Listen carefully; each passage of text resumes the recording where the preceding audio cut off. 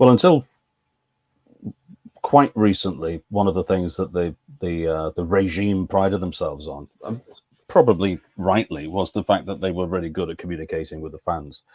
They would have their Facebook kind of question and answer things, and Nicola was on Twitter. I know that she left, and I don't know why she left and everything.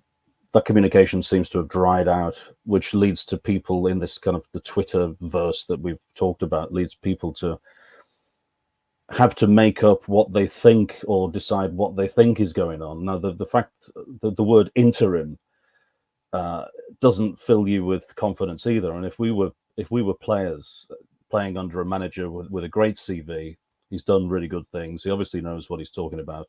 Whether he still does today is another thing. I was a bit worried watching the after-match interview with him last night because I think it's about 4 minutes, and after 2 minutes, it seemed to begin at the start again, and he said exactly the same things. So we had 2 minutes of him saying something, and then 2 minutes of him saying exactly the same thing again. Now, I know that repetition is important, clarity, communicating with his players and stuff, but I wonder if you're playing for somebody who you don't know if he's going to be there for a long time, so you're expecting possibly somebody like, what are they talking about, Darren Clark or somebody coming in, or somebody else. So you're in that mindset of, well, what's the point of impressing this guy if in 3 weeks it's going to be somebody else and we start again from zero and we've got a new formation and he's probably going to bring in his own staff and da-da-da-da-da. So we definitely need clarity on that. If they can give Pike a contract till January, then they should say, right, he's going to be the manager until the end of the season, for example. I think that would be enough, not until January, because then if somebody else came in, they've got to be able to plan the transfer window and decide what they want to do. It wouldn't kill him to stay until the end of the season if he's the best we can do, obviously because he's an old player and a fan, and obviously because he's a mate of Mark Palios.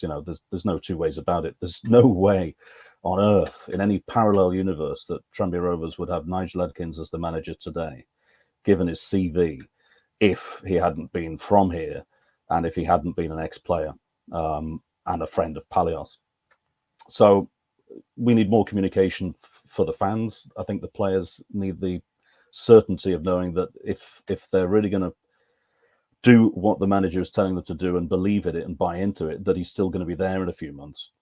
And remove the word interim, or let somebody come in right now, But how many games are going to go over the next 6 weeks? I mean, like something crazy, maybe almost the same number of games that we've had since the start of the season. It's going to be Saturday, Tuesday, Saturday, Tuesday, Saturday, Tuesday. You can either lose a lot of points and then it's very, very, very, very worrying, or you can pick up, I don't know, 9 points at the moment would be fine, I couldn't believe when I looked this morning that Harrogate are on 13 points and we're only on 6. They were awful. They were really, really, really terrible. I mean, they must have been terrible to get beaten 3-0 by us, I hope I answered your question.